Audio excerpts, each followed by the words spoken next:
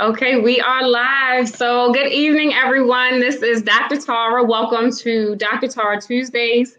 I am so excited for those of you who will be joining me this evening. I'm so excited to introduce our guest for this evening. For those of you who will be watching the replay, please feel free to, as you watch the replay, add whatever comments or questions that you have as we go through each comment one by one and try to respond. For those of you joining me this evening, as you all know, within the Dr. Tara community, our focus is always on healing relationships with ourselves, relationships as they relate to other people. One of the focus areas that I love to just emphasize is parenting. And so I have a special guest this evening, Mr. Mark Winkler, who will be talking with me and joining me for a very necessary conversation about a dad's journey to custody. And so, Mark, I just want to start this conversation by thanking you for joining me this evening for such an important topic. And I just want to point out to everyone watching that we are on two different coasts. It is 6 p.m. Eastern Standard Time where you are. And so I know you had to shift some things around in your schedule.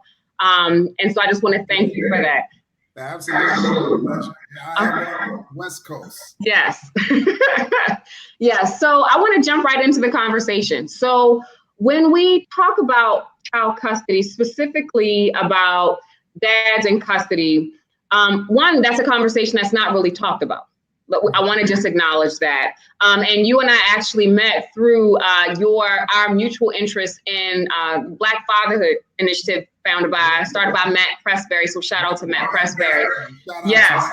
Yes. And so one of the things I wanted to just start with asking you is, why do you feel it's important to use your platform to share your story? And for those people, and we'll get into this, your book, because I definitely want to refer people to reading that book. But can you just give us a little bit of understanding about how you got to the point as a father where, you know, filing for custody, advocating for your rights as a dad came to be your only option? Can you give people a little bit of background or insight into that?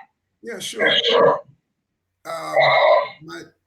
My journey really began when it was a separation with me and my child's mother, as most of these journeys, take place.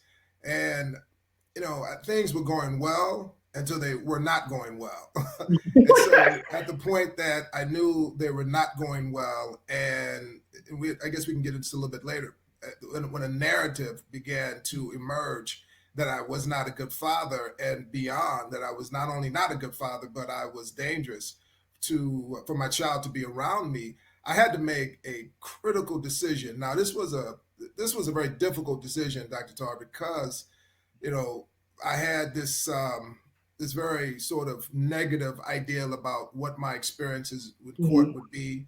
I did not want to have a relationship with my daughter via the court. I had friends and family who had gone through child custody. And so that was one side of the picture. And then the other side was, being a Black man, historically, I did not like the relationship that the courts had, the historical relationship and even current relationship that the court has with Black and brown men and women. And so those were a couple of reasons why I just hesitated so long to file for custody. But at a certain point, I realized that if I did not take a critical step, if I did not move ahead with filing action, that I would absolutely be separated from my child in a way that would have been unfair, and would have been for a period of time that I had no idea how long it would last. One of the things that you just talked about is, and that you speak about in your book too, and also talk about in the takeaway points, was not giving into the fear. And in talking to you and also in reading the book, you speak a little bit about where that fear came from for you. And those of you who are listening, as always, within the Dr. Tara community, please feel free to chime in with your comments, your questions, because we want to acknowledge and honor them in real time.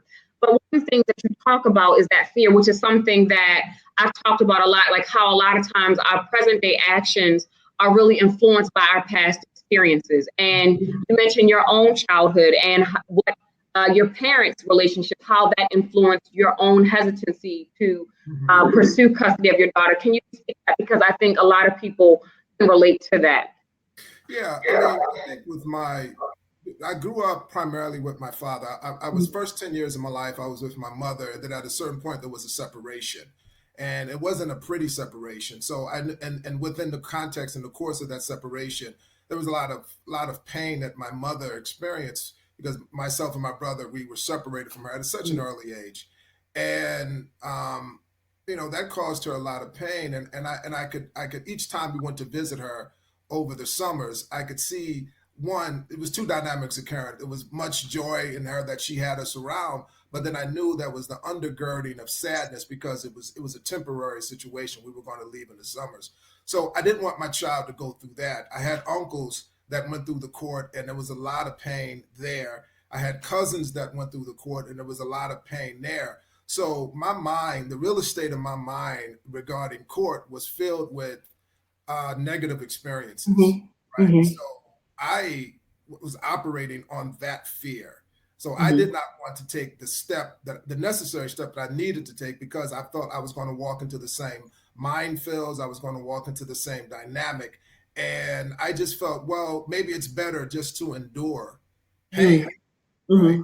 Emotional pain, to exist in a toxic relationship as opposed to risking. Mm-hmm. And at that point, my mind felt it was a risk to go to court and risk losing my daughter. And so Mm-hmm. I felt like it was better to stay in a bad relationship, a relationship that I know, and both my child's mother and I, we both knew it had run its course. But Mm-hmm. I decided that, and I guess we both decided that we were going to trudge along in this Mm-hmm. muddy water. And you mentioned that too. And before we go there, I want to just pinpoint that for people watching. So, everything that we do, everything that I try to do is I try to come from a trauma informed perspective. And so, one of the things that teaches us when we talk about trauma is how we can have certain events, we can experience certain events, especially in our own childhoods, and we can be 20, 30 years removed, but experience a similar situation that brings up those feelings that, maybe I thought I had worked through or I had, repressed or I hadn't talked about. And you mentioned this notion of courts around their treatment of Black and brown men, but also the emotional release. I haven't dealt with this sadness or this anxiety since I was a little boy, maybe because I haven't been allowed to. And so now I'm an adult and I'm in this situation that triggers these same emotions that I felt when I was a child, and I really get stuck or I really get frozen. True. And and then that leads to, like you said, sticking out or staying in relationships where we know they've run their course, whether they are romantic, platonic, whatever relationship. I would much rather experience or keep, what I'm used to. And it reminds me of the saying, the devil that I know is better than the devil that I don't know. That saying that's in our community. And you talk about that too, or you've talked about that with me too, that notion of sticking out unhappiness. And those of you who are watching, again, please feel free to comment. But I want to talk about that notion of sticking out unhappiness that would have kept you there. How were you able, one, to even realize that was a place you did not want to remain? And then two, how are you able to work your way out of that? Well, at a certain point, in any situation, I think everyone comes to a realization that either they're happy or they're not happy, Mm-hmm. right? And you go through and the things that will show you that is, the amount of joy you feel inside or the amount of sadness that you are experiencing. So at a certain point, I knew that I was experiencing the balance. The Mm-hmm. scale was definitely tipping severely more towards the unhappiness. There was not joy there. I mean, there was joy definitely in the beginning of the relationship, but when it evolved to a point that was not joy, and we were there looking at a situation where we had a child, and our decision was that we were going to be in this dynamic for the child. That's what I told myself, right? Anyway, Mm-hmm. those are the words that I allowed myself to permeate my thoughts. I'm here because I want to make sure that my child doesn't Mm-hmm. experience a breakup like my mother and father did, and if she won't have to be parented in two separate homes. Mm-hmm. So I told myself that I began to put that false narrative in my mind. But what was really operating underneath that was the truth that I was afraid to move forth because I was afraid of the unknown. I was Mm-hmm. afraid that if I did go forth, what would that look like? as you said, I knew that I knew the devil, right? I knew what that situation was, but I did not know the other side. I did not know what was going to happen when I went in court. I had information from family, again, family and friends. I had historical information, but for me, I didn't know what that was Mm-hmm. going to look like. So I tried at every turn to stay in a sort of a peaceful state, meaning that I tried to keep peace in the relationship. I tried Mm-hmm. not to let it erupt. But I remember one day we were going back and forth, Mm-hmm. and my child came in and tried to say something, but she was unsuccessful. And I saw her walk out of the kitchen with her hands raised, like I've done everything I can do here. Wow. And that struck me like a thunderbolt. And I knew at that moment that if I didn't do something, if I didn't make a definitive move, Mm-hmm. then I would be in a position where I was keeping my child in an unhappy and really a toxic environment. And then I was going to teach the child, and that was going to teach my child lessons. Mm-hmm. I want to go to Shamia's comment. How Mhm. did you keep positive throughout the process in the midst of the unknown? And I want to add something to that. Mhm. So, one of the things that you've mentioned a few times so far, just in our conversation, was hearing other people's experiences. Mhm. And I think sometimes when we are scared to create our own course, we go back to those stories we've heard. Well, this didn't work out well for this person, or this didn't work out well for that person. As a part of your process, just going back to what Shamia said, how did you manage to create a positive uh, peace or sanctuary for yourself? And then how did you manage to tune out other people's stories that or fears that may have been well intentioned but Mhm. could have hindered your own process with your daughter? Well, I think I wasn't as successful as tuning out the Mm-hmm. things that kept me unhappy. I was successful in doing that for my daughter, right? Okay. I was successful in shielding her as much as I could by keeping her in this bubble of happiness. But I wasn't successful in keeping myself happy, right? Mm-hmm. That same fortress that I tried to keep around her, I didn't have around me, so I was unhappy, right? But I did my best to not let her be unhappy. Mm-hmm. The things that I did, I hung out more with friends. I went out more than perhaps I would have.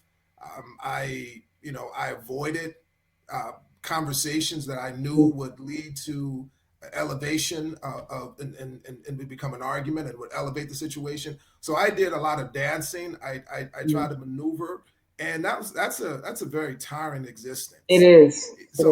So I wasn't to the question. I wasn't really successful in being happy, but to the extent that I kept my child happy, I believe I was successful with that. Mm-hmm. One of I the things hope so. Anyway, I could be wrong about that. we'll find out, right? With We'll parenting, find out. you will find out.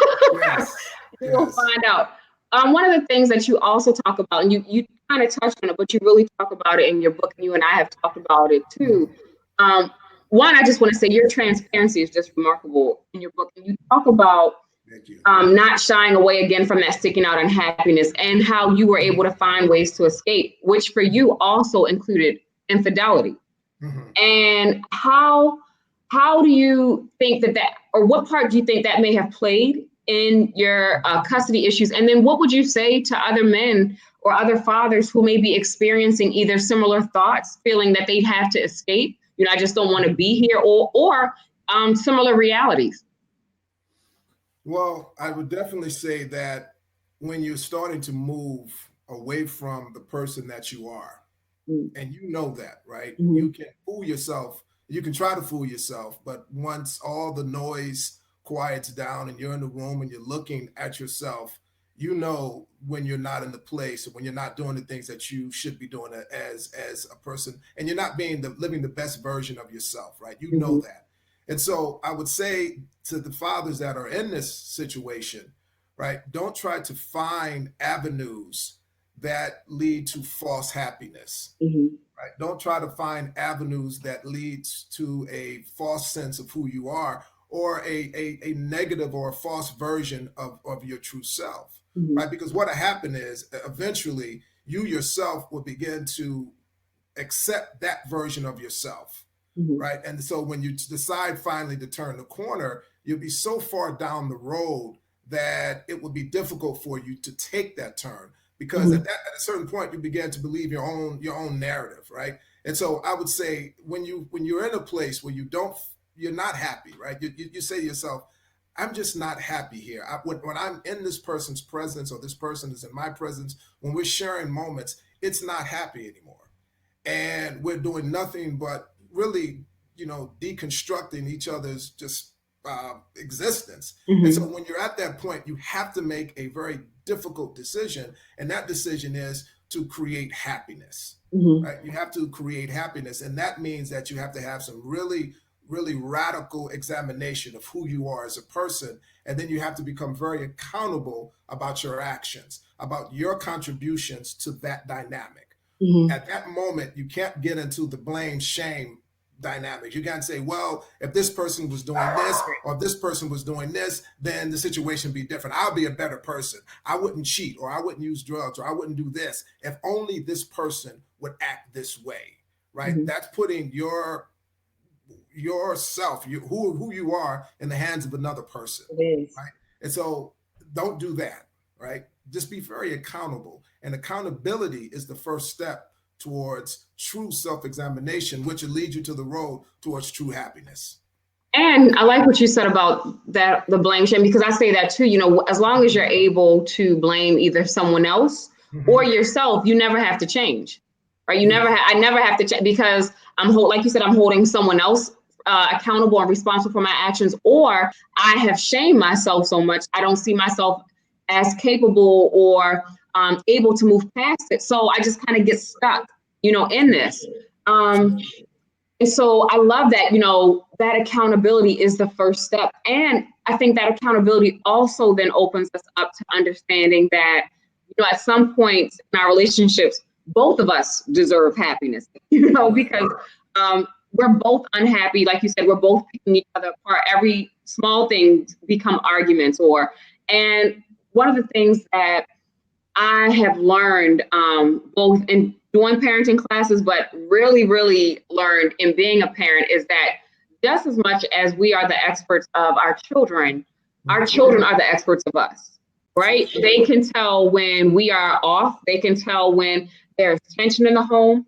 Mm-hmm. And one of the things that was very, I guess, that was very interesting for me to read was uh, your daughter's mom believing that your daughter needed to witness um, Mm-hmm. the pain or the emotions Mm-hmm. that you all felt. And, Right. she's not here for us to have that conversation. But I wanted to ask you, from your perspective as a father, what was that like? Because I hear that often from many, many fathers that I have worked with, that sometimes they feel as though children are placed in the middle, and being pressured to choose a parent, or being pressured to not show happiness around a certain parent if they feel like it'll make another parent sad. So what was that process like for you to still try to protect her, even if the other parent didn't agree with that? If like you said, her mom believed that she should experience this. Yeah. Well, I think that part was difficult, because when you're in a dynamic that is becomes unhealthy and unhealthy, Mm-hmm. you begin to not be able to see past that. And so that becomes your normal, right? Mm-hmm. And so when that becomes your normal, you then start to operate from that perspective. And so if you say, well, this is normal, and this is how people operate, this is how adults operate, then if I'm raising a future adult, then this person needs to experience this, or if it up until the point she never wanted to expose the child to any violence or anything like Right. that, which there was not violence, but what disagreements and arguments. If that's becomes your normal, then you say, well, then a child has to learn how to navigate that, right? Mm-hmm. But not really realizing that that's not normal, Right. right? And that's the part that's difficult, and it's difficult until you're able to step outside of that. Mm-hmm. And so I knew that at a certain point, I felt that it was normal, right? But Mhm. then once I began to climb up the rabbit hole, I saw and get towards the light. I knew that that was not normal, and I knew my daughter absolutely needed to be able to experience, life where she was as a child and be able to, be happy as a child. And Mhm. so I tried to create that dynamic for her. And of course, when you are the person doing that, then it's not easy. Now, don't get me wrong. This is not something that happened all the time. It Right. was once or twice, but it showed a sort of a mindset, if you Mhm. will, of an acceptance of a really an abnormal situation. Mhm. So Mhm. I fully accept that this is abnormal, and so I need to abdicate myself from this. I need to get out of this, and more importantly, I need to make certain that my daughter's not in this. Mhm. So even if at a certain point I was the parent that was, bringing the only normalcy to her, then I was determined to be that, right? But Mhm. but before I did that, I knew I had some work to do on myself. Mhm.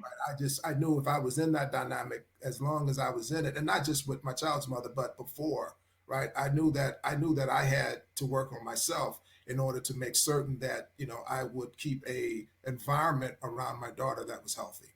I saw some hearts come up when you talked about realizing that it took you working on yourself a little bit. Can you go into that? What that process looked like for you, coming to that realization, I need to work on myself in order to present a new normal or a Sure. healthy normal to No, my child. no, absolutely. I knew that. I knew. I accepted that I was living an unhealthy lifestyle, Mhm. right? I wasn't, constantly working towards being at peace and being happy. I knew that I was probably borderline depressed, Mhm. even though I was not officially diagnosed as that. Mhm. I knew that I was, very prone to join in with arguments. So that type of communication was normal for me.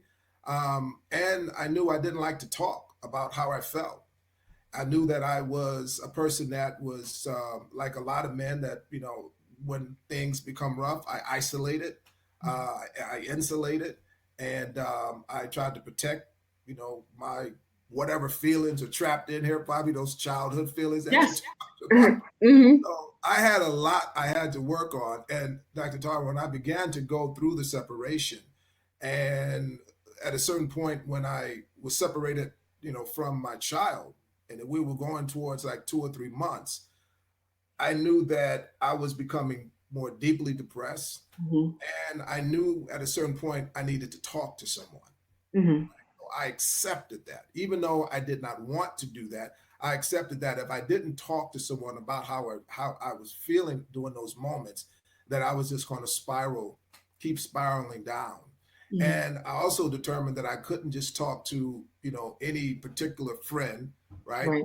Unless that friend had a very healthy mindset, because I had to be very careful, because I did not want to be further inflamed about how I was feeling. I didn't want that person to inflame my emotions for Mhm. me to do something that I didn't want to do, to be separated permanently from my child. So I found a group of men, a support group for fathers. That was the first thing. I found a support group for fathers that, when I went to the first meeting, it was cathartic. Wow. It was a moment that I was able to I was able to hear other fathers going through the same thing, and I was able to hear stories of triumph, stories of endurance, and that infused me with hope. Mhm. That was the first thing, and then I eventually got an individual therapist, to further, because once my mind was open, that talking Right. helped. I said, well, I want a little bit more of this. And so I decided that on an individual basis, that would be a wise decision. So I did that. I did group talk, and then I did individual therapy. And that really, I'm telling you, if any father is going through this and you're feeling stuck, like you're trapped in quicksand, don't stay there. Mhm. No. Find someone that you can talk to, a professional, someone that can really help you move past those very difficult moments. Mm-hmm. Because I think sometimes it feels like you said, that place of feeling stuck, like I will be here forever, or it's better to just give up. Right. And so, And I felt that way. mhm. Mhm. And I think that speaks to Shamia's question about what that support system looked like. So thank you for going into that, because while you are, I think sometimes as parents, we get so into protector mode. I have to protect my child, Right. that we put ourselves and our needs on the back burner. My guest last week was talking about this notion of remembering that, and we gave the analogy of the airplane and the oxygen mask. I have to put my own mask on first Right. in order to then be there for this person that I will give my life for, Right. and by you going through your own process, to me, or by us allowing ourselves to go through our own healing process, it then opens the door for us to allow our children to go through their own process. It And does. mhm, Oh, absolutely. Because if you are not healed, you don't understand what it takes to heal. mhm, You don't understand that it's a process. It's not something automatic. It's not some pixie dust that you spray over your head and then you're healed. There is a process. There is a journey that you have to go to through that. At times, the journey seems very difficult. It seems long. It seems endless. But once you get on that path and once you start to feel better, once you start to move out of that stuck place and you can feel the mobility coming back in your legs and you start to get out of that quicksand, you start to feel better about yourself, and then you can look at the situations around you. It's almost like if you don't have 20/20 vision, you put glasses on, you can start to see clear, much more clear about, oh, this is what's going on here. My child is expressing this through just her actions, not even words, just her actions, so I can see something's happening because mhm, you're not stuck in your own misery. So yes, absolutely, you have to heal first. mhm. And I want to follow up with that. So when you talk about healing, and you've already started this Mhm. answer, but what has the healing process looked like for you, for your family? And I want to start with the word boundaries, because one of the things that we talked about offline, and that you also, again, with your transparency, talk about in the book, is that that's something that you had to learn. Absolutely. Co-parenting goes on a spectrum, from parents not speaking to each other, not even being able to be around each other, to parents being able to at some point be friends or friendly with each other. And one of the things that was interesting for me to learn from you, or and read in your book, is how you had to learn to set boundaries. It went from you going on family vacations to keep the peace, to Right. to be able to see your daughter, to having to place an abrupt stop to that, and having to then document every single interaction that you Right. had. And So so, what was that process like for you? Mm-hmm. the process started in fear, Mm-hmm. and then it ended up in truth and love, right? And so along the way, so we talk about the fear part. The fear part was when I go back, I say I didn't want to go to court. I didn't want to face, the what I thought would be the eventual outcome. So I decided that, I was going to keep the peace. Mm-hmm. I was going to, even after the separation, yes, I went on a family trip. I went over for dinner, right? But what happens is when you do that, you begin to create false hope. Mm-hmm. And so you are telling this person that I no longer want to be in a relationship, right? I think it's better that we separate and that you have time with the child and I have time with the child. That's the best decision, right? And so you're not planning, but when you stay around, when you come around and you are complimenting how good the cooking is and Mm-hmm. how much fun you had on the trip. Well, the fun was created with both of you being there. So therefore it means that I'm having fun with you. So Mm-hmm. therefore, this is just another rough patch that we need to get over. Right. So that's the false hope that you began to put. And that's unfair, right? So because when you make a decision that is for men or women, when you make a decision that you're going to leave, you need to leave and start planning around that departure. Put some thumbs up if you're listening in the comments. Yeah. If you are going to leave, you need to leave. Yes. We can put that on a t-shirt. Yeah. But go ahead, continue. Yes. So but otherwise, if you don't do that, then you're going to be in a place where you're creating another false narrative on top of the false narrative that you're trying to get out of, right? Mhm. Mhm. So, and so I think that as we move along that line, right, from fear towards truth and love, I began to say that, I began to stop going over for dinner, all trips, all that began to stop. And the more I did that, the more I can see an elevation in the narrative that I was a bad father, right? So the Mhm. reaction was, and again, I have to be accountable, right? Because I contributed to her feeling that there was hope, and now I removed the hope because I'm moving away now, right? Mhm. So the false narrative began that if you're not going to do this, then you're not going to see your child, Mhm. right? And so I had to then start facing those false narratives. So when I went to court, I had a ream of information, negative, false information against me that I knew that luckily, and you mentioned, luckily, part of that journey towards truth and love, I did have to start documenting. I did Mhm. have to start documenting everything I did with my child. I had to start taking pictures. I was here. I had to start recording television or holding on to text. I knew that at a certain point when I went in, I had to counter a narrative that was against me. So I did all of that, right? But at a certain point, the boundary was that I had left, and so I needed to create a plan around that. And if the mother wanted to be a part of that plan, then we can make that plan stronger. That's the Mhm. co-parenting part. That's the healthy Right. co-parenting. If Right. not, then we had to do parallel parenting. And Wow. that's not always pretty, but at least it's in truth. And the Mhm. love part was I was doing this because I love my daughter. And I wanted to be able to, demonstrate to her that I was living a truthful life. Mhm. I want to back up just a little bit and then we're going to jump Mm-hmm. forward just to bring Tracy up to speed. But she asks, Mm-hmm. did you all ever consider couples counseling before the separation? Yeah, yeah, we did. We went, and I think it demonstrated more that we probably needed to separate. Mhm. But we did try that avenue, and again, I don't think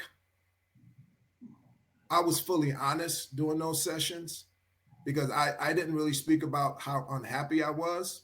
I Mhm. talked about more about you know what I needed to do to improve myself, right? But I really didn't talk about, I'm just not happy with this person anymore. And I think to a degree, she didn't fully talk about that either. So there wasn't a degree of honesty there. So I think if that would have happened, maybe we would have avoided some of the stuff that happened later on. But we did try that, yes. Mhm. And I think, one of the things that always comes up for me is that a lot of times when it gets to this point, Hmm. that unhappiness has become the norm, right? Right. That unhappiness has become the norm. And when you talk about healing, you almost have to go digging about identifying what things even bring me joy or what things even bring me peace, because, like you said, that dysfunction um, Hmm. becomes my day to day, right? I wake up expecting this. I wake up knowing that if you say this, I'm going to respond this way, and that will lead to this, and we'll go to sleep and we'll repeat this pattern all over again. And so when we talk about healing, I want to ask you, what has healing looked like for both you and your family? How have you all been able to heal as a unit? Hmm. And also respect each other's process to heal individually, because one of the things that you mentioned to me, and that you also talk about too, is that when we talk about child custody, a lot of times it can go to ego and power really quickly, Hmm. right? This is my Right. child. I'm not letting this person take my child or whatever. And not recognizing, and I love that you say this, that no one wins, because at the end of the day, you have a child who hopefully, if the parents are healthy, loves both of the parents, and so how have you been able to do this as a family, but then also giving your daughter the space to process and heal herself, and you process and heal yourself as well? Well, there's a lot there, so I'm gonna try to Okay. unpack it, right? The first part you mentioned about not winning, right? Mhm. So with my child, the not winning part comes in that, when a child is separated from their parents, no child really wants that to happen, right? A child can live in dysfunction and violence and and chaos. And as long as their parents together, they may not like that, but Mhm. they have this sort of boundless, endless sort of sense of hope. And so not winning it to me was that my daughter wouldn't have both of her parents together, right? And Mhm. she now had to start to find a way to exist as a child, navigating waters between two separate homes and two people who looked at a situation very differently. My perspective of the situation and her mother's perspective of the situation, and her having to find her perspective of the Mhm. situation. That's a lot for a child to have to endure, It right? is. And for the healing process, for me, first I had to start and look at, as you mentioned, what was normal, right? So coming out of a tumultuous sort of dynamic, some people look at normal as just not arguing, right? Right. Like we're not arguing. Hell, I'm That's happy as can be, great. right? That's the criteria, right? So I had to start to elevate past what just a baseline, right? So I had to first examine what normal was not, and then what is normal, and then what is elevated above normal. What Mhm. is happy, like Maslow's higher order. For me, I had to start on this level, just figuring out that my happiness just couldn't exist because I'm not having an argument with someone, right? Arguments could be constructive if they're done and they can be helpful if they're done in a constructive manner, Mhm. right? So I had to move past that sort of baseline primitive understanding of what a healthy of a normal relationship. Then I had to find a pathway towards real happiness. And for me, that started with being honest about being honest about who I was, and no, and, no, and that situation with my child's mother and in my previous marriage, Mhm. right, where we talked about infidelity, where the infidelity happened. So Mhm. I had to look at, the fact that I remember once I said, I wonder if I probably went back to all the women I went to, they'll probably say I was a good guy. I said this in my mind, right? And so I wanted to believe that, Dr. Tar. I wanted to believe that everyone saw me as a good guy, right? Mhm. But how could I have been a good guy if I was doing things that good guys don't do? Mhm. So that was the first part of that journey towards happiness. I had to really say, I had to lay myself out on the table, turn all my cards over and say, this is who you really were. Now, who Mhm. do you really want to be? And how are you Wow. going to get there? Mhm. Right. And so part of that was continue with individual therapy. I began to read a lot of different books, The Untethered Soul, just it's a lot of different books that helped me to look at further at the kind of person I wanted to be. I got deeper into my spirituality. I started to pray more, but not just pray like, hey, God, want to have a good day today. I Right. started to have a conversation with him. Like, Mhm. hey, this is what's going on. This is what I'm feeling. I don't understand. I'm trying to do right. So I really I have open and honest conversations with that being that I consider to be my higher power. And that's Mhm. an everyday thing. So I talked before about the journey towards happiness. It's still going on for me. It's an Mhm. everyday, endless process.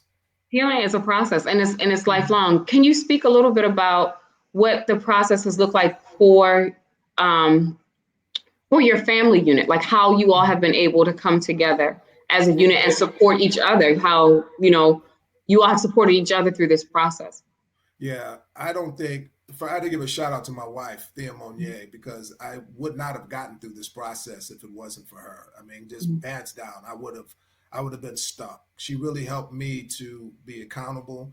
She helped me to remind me of the person who she knew that I could become, right? So she was my rock. I know that sounds sort of cliche, but she was really my rock. And she helped, us to sort of move past, from one stage to the next. And she reminded me of the fact that even though I didn't feel like I had connected to my spiritual self, Mhm. that she saw so much spiritual faith in me during this process, right? The process of getting my child back. So Mhm. so in a sense that even though it seemed, like it wasn't going to go in my favor, that I didn't weather. I stayed, constant, and I moved ahead. And she saw a tremendous amount of faith in me, which reminded me of, the faith that exists in me. She's a very spiritual person, so she helped, the family just one by praying, and by through her practice, And by us seeing that and witnessing her do that, even when the situation was very tough, we have a blended family. So, at a certain point, we began to introduce the children to one another, and we began to do fun things. So we even in the midst, even in the storm of difficulty, we kept happiness moving along, because we knew ultimately if we stayed that course, that's where we were going to be. Right. That was the outcome. That was what was waiting for you. Yes, right. That was the end of that was the pot of gold at the end of the rainbow. Now, when we think about child custody, Mark, Hmm. it can be exhausting on so many levels, Right. financially, emotionally, mentally, spiritually. Hmm. What would you say to someone just beginning this process or in the middle of the process and feeling like that quicksand, like, you know what, there's no way out? What would you say to that person? Whether it's a father, whether it's a mother, anybody, a grandparent, anybody, what would you say to somebody who's in that process now? I would say that, you know, I would say don't isolate. I would say that you need to be in the company of people that you trust, and that's going to buoy you in a healthy way, keep you up in the waters in a healthy way. Stay away from, negative talk, even if it's coming from, a person who loves you. Stay Mm-hmm. away from that. Um, I would say find a lawyer who is passionate about your particular situation, passionate about children being in unhealthy environment, a person who really looks at, what is the best outcome for the child. Find that type of lawyer, even if it takes 4 or 5 tries. Don't be afraid to, get individual therapy. Don't be afraid to go in a group, because we don't like to talk, right? We like to keep our dirty laundry, dirty. And so I would say you have to you have to find a place where you can talk, because the thing that helped me the most, hands down, was when I made the decision that I was not going to isolate anymore. That was the moment that I freed myself from, really feeling bonded to this situation, because I felt like I wasn't doing this by myself. Mm-hmm. Right? I'm sorry, that's my dog. Glad he's Like, in it's a California. small I'm dog, but glad. it's a I'm great glad. dog. But do not don't find yourself in a room by yourself, because what's going to happen, and this, you're going to start the negative thoughts, Mm-hmm. those thoughts that are natural to your thinking in this type of process. They're going to deepen itself in the soil. They're going to take root, and they're going to grow, and then it's going to be very difficult for you to see any sort of hopeful outcome. I agree. And so that is going to lead us to our close. And I want you to give us, Mark, 3 takeaways for someone who is going through child custody issues. This is a topic, and I really wish I'm hoping that more men will watch this, because I think, again, especially as it relates to fathers, this Hmm. conversation is not had enough. Hmm. But even moms, going through this process too, the things about the fear, the things about setting those boundaries, being authentic, finding that support are critical. What would be your 3 takeaways for someone finding themselves in this process? I think the 3 takeaways that I would say is, um, don't isolate, Mm-hmm. um, operate in truth, and let love guide you. Mm-hmm. The truth part is being truthful about who you are and what your contribution is to that dynamic, right? Because if you're truthful about that, then you can, one, not make the mistake again in your next relationship, but you can heal to the extent that you can what you're currently in, right? And the love part is, you know, I say in my book, My Daughter's Keeper, that, it was a part of the book I write. I said to the guys, to the gentlemen, to the fathers going through this, you know, struggle forth in love. Mm-hmm. Because if you do that, right, I know it may sound corny, right? But if you struggle forth in love, if you operate out of love, then it's going to be hard for you to let hatred Mm-hmm. operate in your thoughts. And then, so when you go to court and you're sitting next to the person who you feel is taking you away from your child unfairly, facing the court that you feel there's fear. The love will help to override that fear. The love will help to override your negative feelings. And so when you speak, you won't speak in a tone that would make the narrative against you seem true. The passion and the love for your child will come, and the judge it won't be able to not deny who you are in front of him. So those are the 3 takeaways. Thank you, Mark. And I love that. I want to leave with that because, one of the things that I'm taught just in my training is that there are 2 emotions that we have, love and fear. And we operate, our behaviors are a direct result of whichever emotion is guiding us in that moment. We're either going to parent out of fear, we're going to co-parent out of fear or love, be in relationships out of fear or love, and even our relationship with ourselves. When you talked about that support system and those negative thoughts, even creating that accountability within ourselves, that when I get to this point, when I notice that I'm thinking that this is going to happen, those what if thoughts, those anxious thoughts, I'm willing to check myself. I'm willing to stop and play out the other part, right? I'm willing to do that, because both of them are likely, that are possibilities. And so I want to thank you for this conversation. I think everything that you said can be applied to so many different parts of relationships, not just on child custody, but especially within child custody. You talk about your book. I have my copy here. That's My Daughter's Keeper. Let me bring it in. My Daughter's Keeper. And so I want you just to share with people how they can get a copy of the book. I think I see you have on your fatherhood shirt. I think I was trying to glance down. Yes. Yeah. Okay. But how can people reach you, get in touch with you? How can they get a copy of the book? We'll put that in the comments too. But for someone who needs that support, I need to hear someone's story, right? So that it can resonate with me. How do they get in contact with you? Absolutely. You can get the book at Amazon.com or BarnesandNoble.com. If you live in LA, you can go to Malik Books in Baldwin Hills Center. You can contact me. My my web address is markrwinkler.com. So I do encourage you, if you're going through this situation, please, 2 things. One, you can buy my book, because that'd be helpful. But even more importantly than that, find someone to talk to, someone who won't bring you into a deeper, darker place. Okay. And also just a shout out to, again, I have to shout out Matt Pressberry, because so many fathers have found safety. So if there's no one physical that I can touch, right, or contact, online, sign up to be a part of that. I've had many wonderful conversations on different threads on Black Father, and which, if he didn't put that up there, those conversations wouldn't have happened. So shout out to Matt. Yeah. Love you, Well, Mark, thank you so much for coming on. I have truly benefited from this conversation, and I appreciate, again, I always appreciate transparency and honesty and integrity. And thank you for sharing your story with us and the Dr. Tara community. For those of you who are just tuning in, please watch the replay. Again, please feel free to comment. We will check the comments and be sure to respond. If you have any additional questions for Mark, again, you can reach him at markrwinkler.com. And you're also on Instagram. What's your Instagram handle? It's at fatherhood _circle. Fatherhood_circle. And so we want to make sure that people get connected to someone that they can talk to. So as always, Dr. Tara community, let's always remember to heal together. Thank you all for joining me. I will see you all next Tuesday. Peace. And again, thank you, Mark. Peace.